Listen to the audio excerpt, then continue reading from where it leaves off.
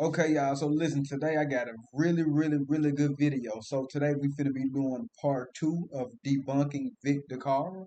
So now you gotta remember. So he recently made, I say about like week or 2 weeks ago, he made like a blog post about me coming at him, and I guess he tried to correct me on some things, and I did type something really fast. But this live should be able to clear up every single thing. So go watch my first part one debunk, and I'm finna do this now. So now this is Vic Dicara's website, right? So he's tropical Vedic astrology.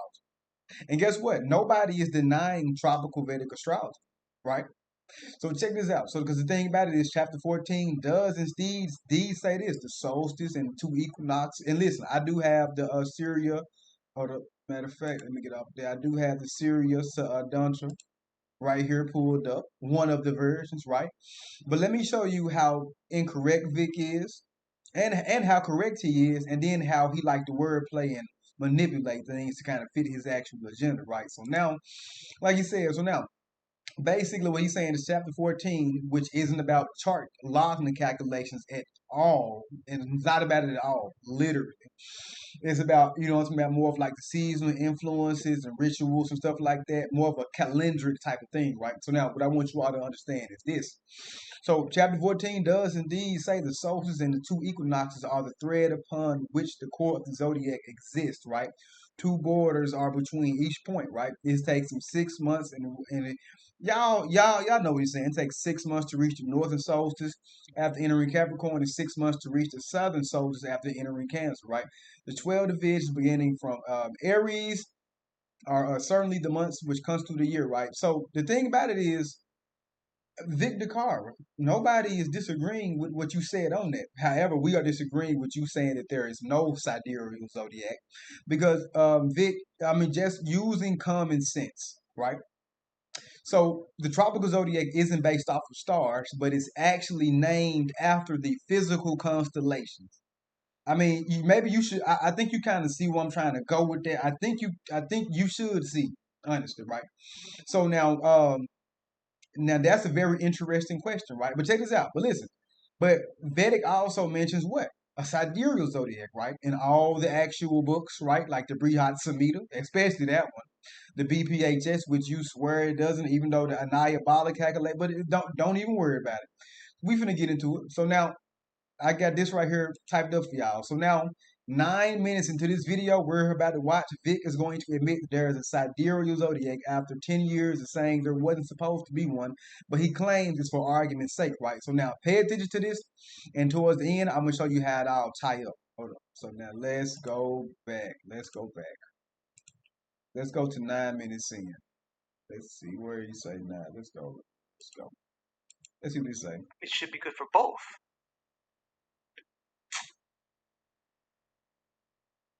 Let me read that one more time. For argument's sake, okay, if this is this a definition of a sidereal zodiac, for argument's sake, let's begin by saying yes, it is. Well, then now, what do we do with the tropical zodiac defined later in the book? Ignoring it seems dishonest, but if we don't ignore it, we are forced to ask why we have two conflicting definitions of one thing. For arguments, The thing about it is, what a lot of people don't understand is that we have two different definitions because they are for two different purposes, right? And I also mentioned that in the video. I'll give him credit. He mentioned that he's heard that argument in the actual video, right? So now I want you all. So now we're gonna go to the 39-minute mark, right? So now look at this. So now we're gonna watch how he like to word play his way out of it, right? So now let's go to the 39-minute mark. Let's go. And I want y'all to watch the full video so y'all can see the manipulation in it. I can see the manipulation extremely well, right? Let's go 39. Williams, a widely accredited Sanskrit English dictionary, according to it, the word Rashi means a group or quantity of anything. Now A listen to sum of this. other numbers. A twelfth of a circle. Listen to this. It's a geometrical term for a twelfth of a circle. A sign of the zodiac as a sum of degrees, minutes, and seconds, making it a twelfth of a circle. According to him. I personally have a different opinion, but I don't care about that right now. Now I want to stop y'all right there. Now you heard how he just so listen. The reason why Vic typed all this is his counter argument for chapter one Sirius Seduntum. The reason so think about it, y'all. He says that he don't agree, but then he used Montgomery Williams and he said it's a widely accredited Sanskrit English dictionary. Right? According to it, the word Rashi means he agreed to all the terminologies, right, except for the fourth. And then he said he don't want to really get into it and explain it. So what does that sound like to you all? Because you got to remember, let me tell you how his mind's working. He has all this typed up for you to understand, you know what I'm talking about? And the reason why he brought him into the picture, because he want to show you, hey, listen, well, whoever made this book, they got all the terminologies in there. And so what he's saying is that the Rashi means the sign of the zodiac, right? You know what I'm talking about? In that book. So let's ask Vic, why do you only agree with 3, 2, and 1, but you don't want to agree with 4? That seems disingenuous, right? Because you put it out there to show us, but it seems like you're purposely trying to disagree with that completely, right? So I just feel like that whole thing in and of itself is disingenuous, right? Because check this out, listen. So we got up here. What does the Bachakra mean in Sanskrit, right? What it say? Translates to wheel of the stars, the zodiac, right? And then so from this definition on here, and then when we go back up over here, right? Sanskrit word for Rashi translates zodiac sign, right? So the thing about it is, so both of them are saying the same thing, right? Both of them are saying the same thing. He said it's a geometrical diameter. Well, yeah, both of them are circle, of course. I mean, we're not debating that at all. The thing about it is you're trying to say that it's not there, right? So now let's go ahead and get into the meat of it. But I just wanted you all to see what I'm saying. You see how he likes the wordplay? He said, well, he said it say Rashi, but I don't agree. You want to know why he said he don't agree?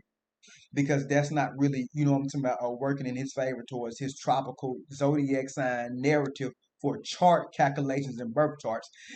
Am I denying that there's a tropical zodiac? I am not denying there's a tropical zodiac at all, and I'm going to clear all of it up, right?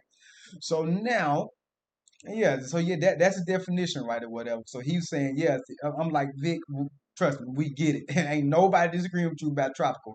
I think either Panthro, I forgot what his name was, Pantho, I forget, some another Indian astrologer who debated him and tried to tell him, he said nobody is saying that there's not tropical. We're not saying, we're saying it's the Sirius Duntus, it mentions both of them, right? So now check this out. Let's go to my article typed up because I just showed you all. So now chapter one of the Sirius Sedunta, chapter one in the introduction of, chapter one, right? The introduction of the Sidereal zodiac and the role of Revati, right? Primarily use chapter one, right? So it introduces the foundation of the zodiac system in the Sirius Sedunta, right? It establishes that the zodiac signs are not based on the equinoxes or solstices as in the tropical system, but are instead tied to the fixed star, right? The chapter specifically mentions Revati, right, a nakshatra or a fixed star, which serves as the reference point for starting the zodiac. So now, the key points, right, the end or the start of the zodiac is determined by Revati, right, marking the beginning of the sidereal zodiac, right. He said it says Rasi, but he said according to the dictionary, he don't want to use the fourth one. He want to use 1, 2, and 3 because it's for his narrative. He like, well, they're not talking about the zodiac signs. We're talking about the geometrical formation, right? Because they didn't mention the zodiac signs of Aries and Pisces, Taurus, whatever. And listen, I'm like, okay, we can give them that. But the fact of the matter is that even from the book that you're trying to actually quote, Rashi means zodiac. You just said I have a different opinion, right? So if you have a different opinion, that means you don't have any 100% factual evidence. Because if you're using that to quote, then why not take all four of the quotes, right? So now, check this out. So now I want you all to understand this. So right now, like key points, right? Well, I would have read that, right? Including the division of the zodiac into 12 signs, right, follows a sidereal reference based on the position of the fixed stars and not the changing positions of the equinox and solstice, right? So now let's go to the actual Sirius Sedunta text, right? Because I like to go to the text, right? Let's go. Let's go. Matter of fact, I think it should be on page 10, 10 or 9. Let's see. Y'all, yeah, listen. Yeah, Vic got another thing coming. I guess he thought when nobody gonna never really read and backtrack. I'm backtracking all the way because I know when it's time to defeat somebody. So now this is the one that Vic is referring to, right? Let's scroll down, right? So now, and in that video, so now right here, it says, right here. So now the faster moving planets, right, and this is the Sanskrit of the fast moving planets travel. Oh, excuse me, travel. The fast moving planets travel in less time, and the slow moving planets travel the same distance in more time. Right, one full transit, right, Bhagana, right, of a planet is said to be complete when they travel and come back again at the end of Revati constellation. Do you all understand it? At the end of the Revati constellations, when the actual zodiac signs ends, right? So now, what a lot of people, and then right here, 60 second, Vakalas, 1 minute, Kala, all that 12, Rashi, whatever. So yes, you all see exactly what it says. But now, this is the thing. Um, what Vic is trying to say is that, well, it doesn't say like the actual zodiac as far as like Aries, Taurus, and Libra and Leo. And I'm like, okay, I give you that. But guess what it does say right here? That's what it does say right here. Therefore, there is motion because of what, right? Therefore, I mean, therefore, there's the forward motion, right? Because of the diverse orbital revolutions, Wagner, right? There is variation in their daily motion. Because of that, there is a variation in the time spent in each zodiac sign or Rasi, right? So, what you all have to understand is this, man. Listen, and I really want y'all to truly, truly understand this and truly, truly, truly, truly get this right. Oh, scroll down. Then it connects from this right here to this. The faster moving planets in less time or whatever. It said all basically the planets end out through the zodiac through the constellation of Revati. That's really what it's saying, right? So now right here in the author's notes, also known as Apavarani, I think I said that or whatever, the last 27 of the Indian constellation, right? So now the last sign of the zodiac, Pisces, Revati as constellation which has 32 stars and is thought of as a drum. You all understand that, right? So now this is the actual thing, right? So now he was like, you should on the video, go out the video. He said, yeah, and it does say Rasi. That's why he brought it up because chapter one does talk about the actual zodiac signs or the Rasi, right? But he said since it didn't say Aries or any of that stuff in the actual text, and the one in chapter 14 does, that chapter 14 zodiac is the one that we should be using for everything, and this one right here is merely only talking about revolutions.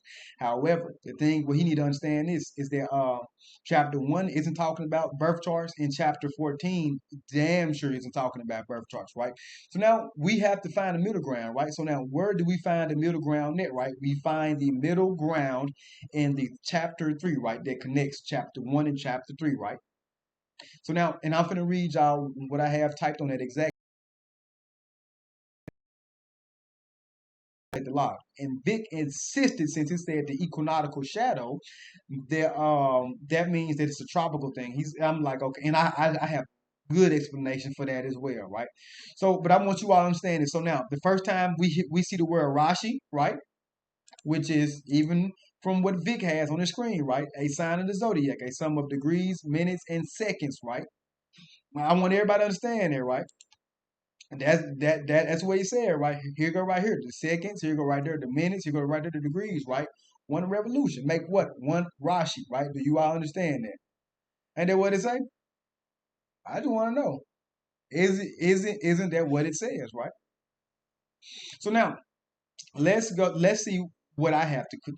Let's see what I have to cook up. But just know the first mention of zodiac and the first mention of it being a anchor reference point is in chapter one, right? And so now let's keep going. So now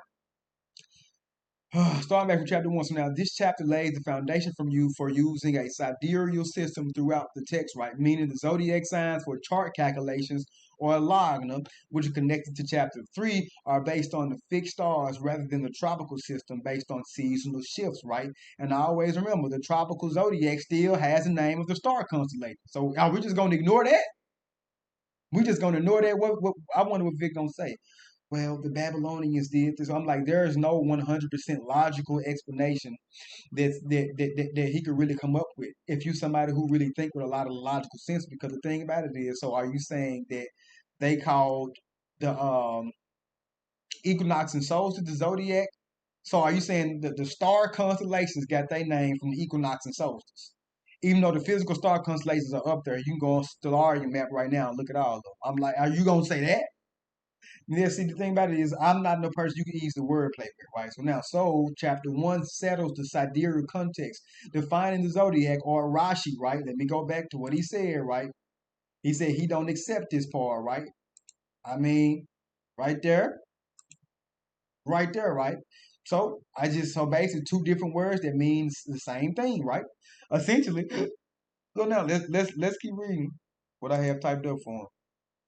So now this directly what establishes that Sirius Adunta is working with a Sidereal zodiac from the very start.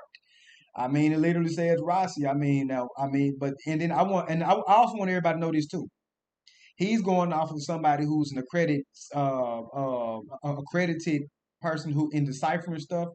But if you going off of, then why you don't accept all his means? Why you only accept certain means and not all his means? If you're trying to show us all 4 points and you're gonna tell us, well, I disagree with the 4 point, then don't, then okay. So why wouldn't he be wrong about the other ones, right? He said, well, it's geometry terms, but you learned the geometry terms from that book or him. If that's the case, you should never even put that it says Rossi up there. You did nothing but give me like ammo to like completely obliterate you in this conversation, right? So now let's go on. So now chapter 3, Lagna and ecliptic calculation, right? So now Sidereal your reference, right? So now primary use, right? Chapter 3 describes the method of calculating the Lagna, the ascendant, and the planetary positions in relation to the ecliptic, right? I want you all to understand this, right? So now because he said I didn't understand. So I'm like, okay. So what you all have to understand is, so listen, the solstice, right, and the ecliptic, right? The solstice and the ecliptic, right? This is what I want you all to completely, truly understand. The zodiac, the tropical zodiac, is on the solstice, right? But it's not. But the solstice and the equinoxes are not the ecliptic, right? Understand that, right? Please understand that, right? The ecliptic, I believe, is what the galactic is the equator that's what I'm saying from Earth and going out to space. So now those two different things, the equinox and the solstice, are different from the ecliptic. However, they do connect, right? But if you read chapter 3, what it's going to tell you, and I'm gonna try to pull it up here in a minute, is that it's basically calculating everything off of the actual ecliptic, right? And guess what? That's the sun's true path, right? When we see the sun going into the physical constellations, that's on the physical ecliptic. Do everybody understand and get there, right? However, tropical astrology is supposed to be just connected to the equinoxes, right? So guess what? They are attached, but they are two separate things. I want everybody to know that, right? We literally see the sun going through the physical constellations anyway, in real time, right? It's not just a guess. It's not just, and I'm gonna pull it up here. So now, the ecliptic is the apparent path of the sun through the sky, right? Which moves relative to the actual fixed stars, right? So now, since the ecliptic tracks the motion of the sun relative to the fixed stars, this chapter aligns with the sidereal zodiac. So now, let's go to chapter 3. Yeah, let's just go to chapter. Let's go to chapter 3. Let's see if I. Oh, that went straight to chapter 5. Hold up, that. Okay, go to chapter 3 up here. So chapter 3, right? So now he said something right here, right along that. He was like, well, since it mentions the equinoctial shadow, and then he said you have to subtract. I think he said it was somewhere around like text 12 or something like that. Don't worry about it, Vic. I'm trying to listen. I promise. The equinoctial day, and he was saying that basically the sundial itself actually literally 100% proves that this is a tropical Lagna calculation. I mentioned the central equivalence right here. He said, hence we can see a north-south shadow cast on a mid-equinoctial day at the one places of, at one's place of observation, right? This is called equinoctial shadow of that place. And he just kind of stopped right there, right? He didn't really go on, and that's 12. And this got like 50 different texts in it, right? So he stopped at one part of the calculation, not understanding that the sundial and the equinoctial shadow are just tools and instruments for the actual continual measurements that are going down the line in the later verse, right? Which he said it's just complicated math. Well, no, let's talk about it. Let's just talk about the fact how this is, I think, very similar to trigonometry, if not trigonometry, right? But so I digress. So now let's take a look at. So now he said something about the sundial, right? So now I want to talk about the sundial aspect, right? So this is on my blog going against Vic. So now this is disproving the sundial argument, right? So now the use of the sundial does not define the actual zodiac, right? Because he was saying that we're trying to find the Lawson calculations in chapter 3 strictly from tropical because since it mentions the sundial and the equinoctial shadow. I'm like, okay. So now we're gonna break it down. So now the sundial shadow is certainly a way of measuring time and understanding the sun's positions relative to the equinoxes, but this does not define the zodiac as tropical, especially in reference to do what? Find the log in the calculation, right? Because I'm gonna show you in the text where it says that you subtract it from, I mean, you use it from the ascensional equivalents from, I believe, the ecliptic, right? So now the tropical zodiac is defined by the equinox and solstice, right? You see what I'm saying? And its signs are based on seasonal movement of the sun through these points, right? However, the Sirius Adulta uses the nakshatras, right? Fixed stars to define the actual zodiac, which is what chapter one said. Am I lying? It said the word zodiac, which what he said he don't approve of this definition, but he approved that this man know what he talking about, but he don't. But he said his opinion, not fact. His opinion on the fourth one is a little bit off and sketchy. I'm like, okay, that seems very very convenient. So now, however, the Sirius Adulta uses nakshatra to define the zodiac. I mean, that's what it said in chapter one. He said that's for yuga cycles, not for birth charts. But Vic Dicara, can you answer this? It never said in chapter 14 at all to use it for any type of birth chart calculation. And as a matter of fact, the chart for chapter 14 don't even talk about logarithmic calculations or horoscopes in general, right? So you said the first one don't do it, but the 14 damn sure doesn't say that. But check this out. 1 and 3 are closer in diameter, right? So what you got to understand is that the chapters are going in order from the information they want you to follow along through. So chapter 1 and chapter 2 and chapter 3 are directly connected, right? Of place and time, right? So now he said, well, it's just for the yuga cycles because that's what it stated about in chapter one. Well, what about in chapter 14? It wasn't talking about no birth charts. He was talking about seasonal influences and rituals. I didn't see no charts. Yeah, I didn't see it say nothing about that, right? I didn't see it say anything about Kundali, right? You know what I'm saying? I believe that's what the birth chart name in Sanskrit is called. You say, well, chapter 3 don't say Kundali, but chapter 3 says log, and it's giving you mathematical equations to calculate the log, right? And it's showing you that it's from a very strict sidereal aspect. So now, so now let's keep going, right? Let's keep destroying them. So now, let me see. Okay, so while equinoxes are referenced for seasonal context, right? And check this out.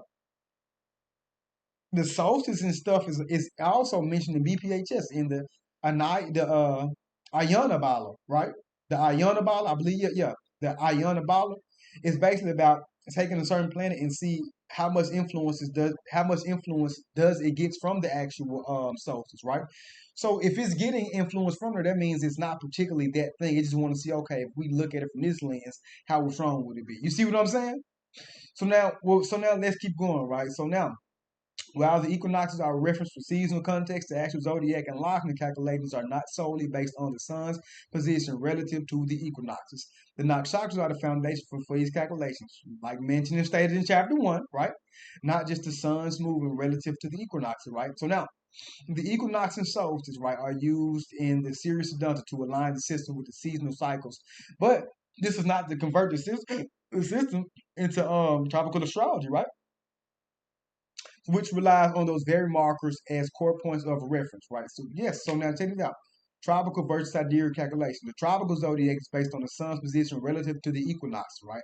And so and it's reset every year based on the equinox, right? However, in sidereal astrology, equinoxes are used as more contextual markers to help understand the cycle of the sun and its seasonal effects, right?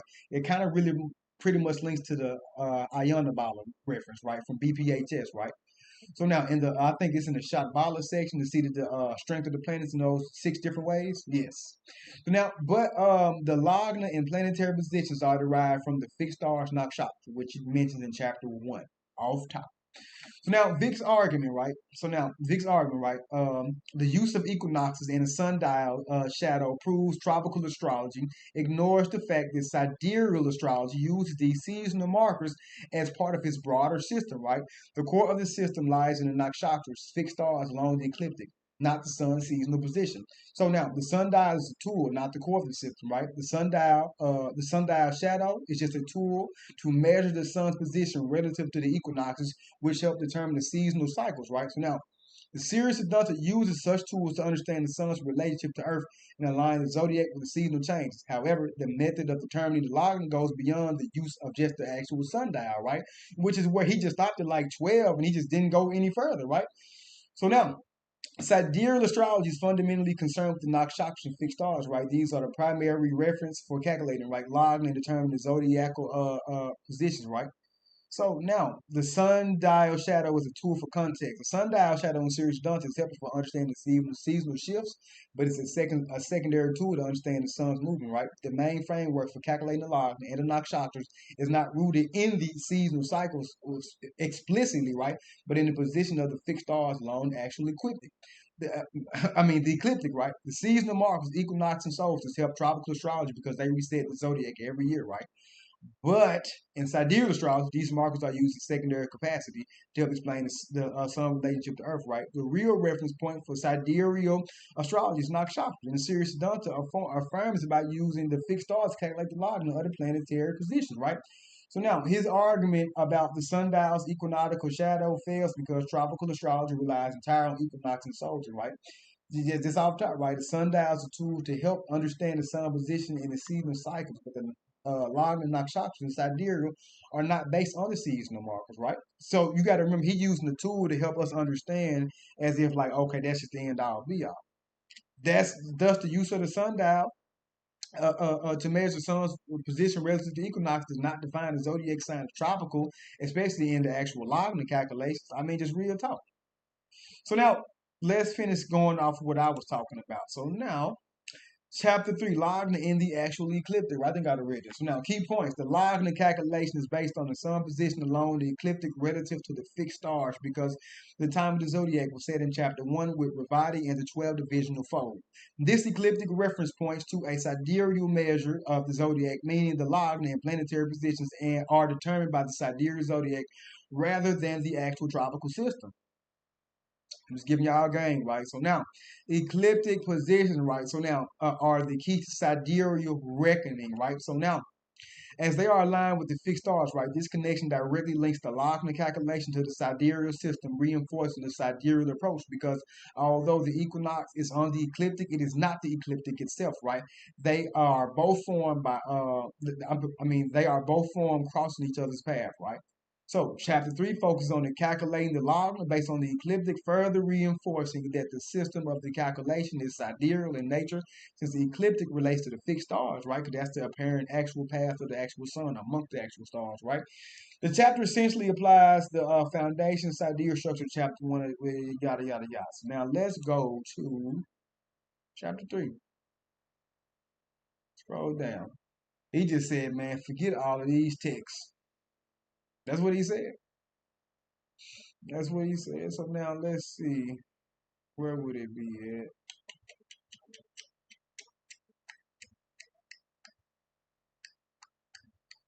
at? I'm trying to see. Essential equivalence. Let's see. Right here, multiply the 30 to remainder and divide the respirations pronouns in a sign Rashi that needs to be corrected, right? So now the result we will have converted the degrees, which when added to the Rasis will pass, Rasis pass will fix upon a point of the ecliptic. I want everybody to understand that, right?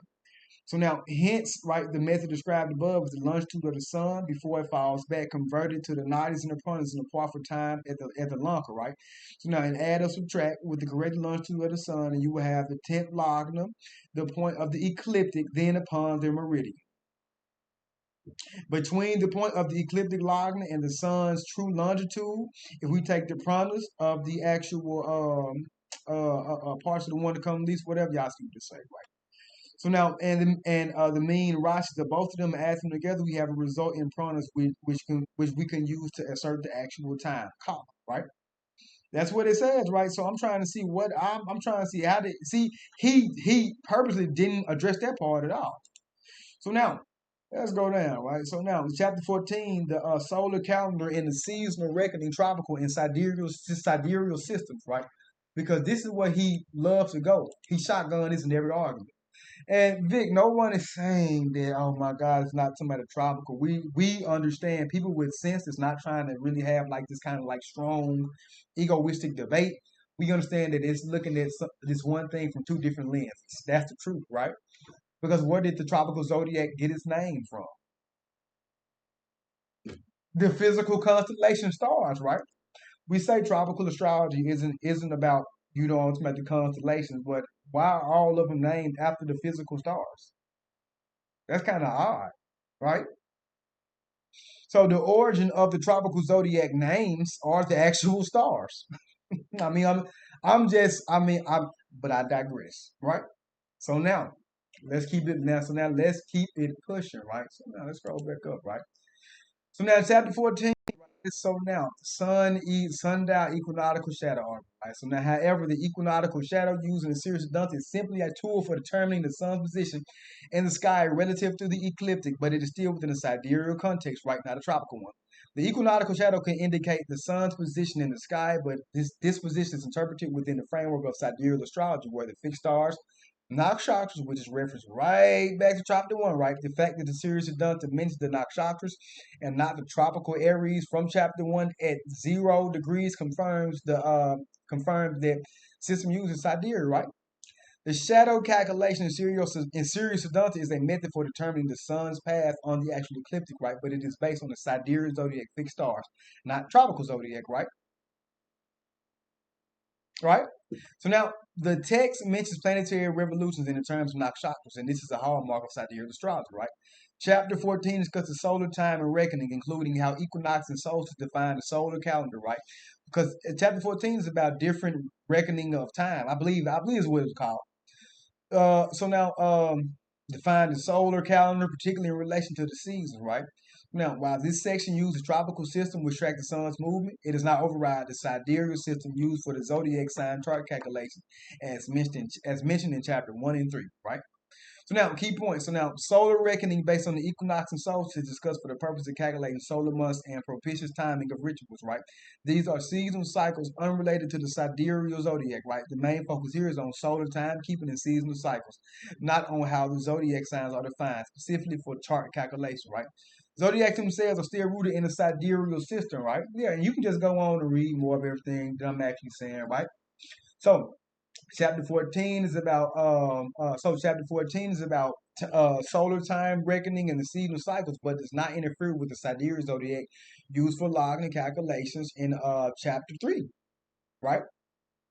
So now it discusses the tropical system of solar reckoning, while the zodiac itself remains tied to the sidereal system from the chapter 1 and chapter 3 as far as chart calculations. Logging calculations, right? So why else would we even use all this math for logging, right? This trigonometry math, right? For birth charts, right? The ascendant of something, right? Essential equivalence of sign, right? Of Raji's, right? So now, how chapter 1 and chapter 3 connect, right? So now, chapter 3 establishes the sidereal basis of the zodiac system by using the fixed stars, right?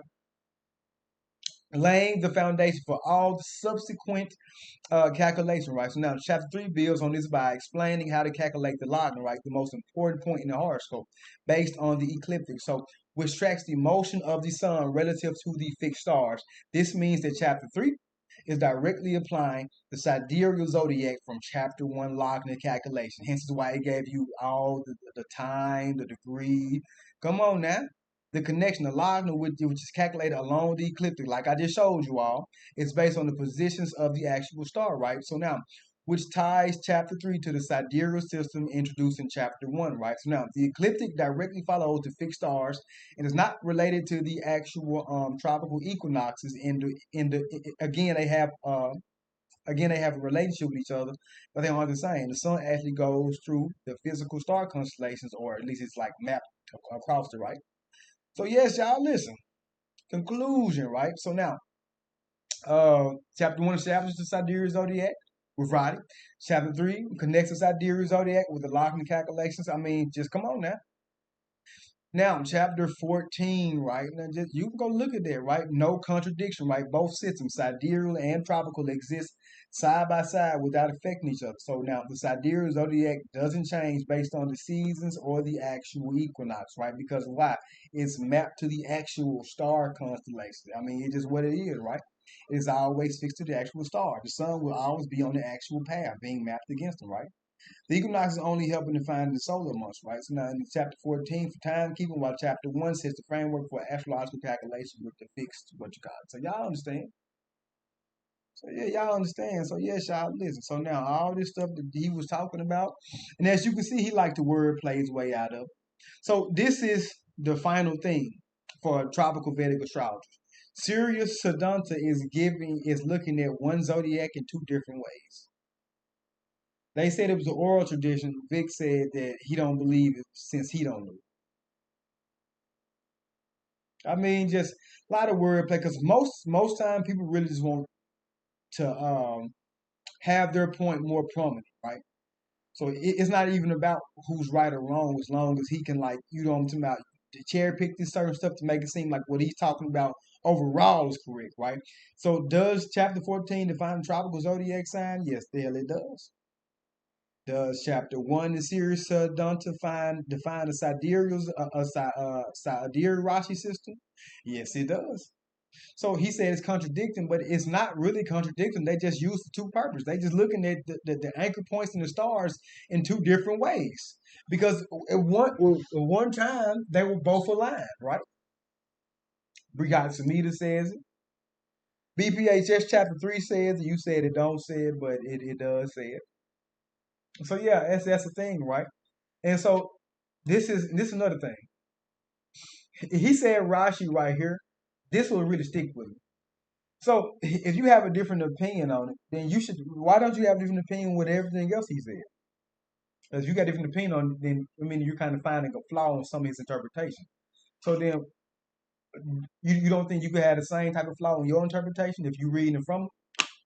I just find it really strange. You agreed to 1, 2, and 3, but you said 4. I got a different opinion.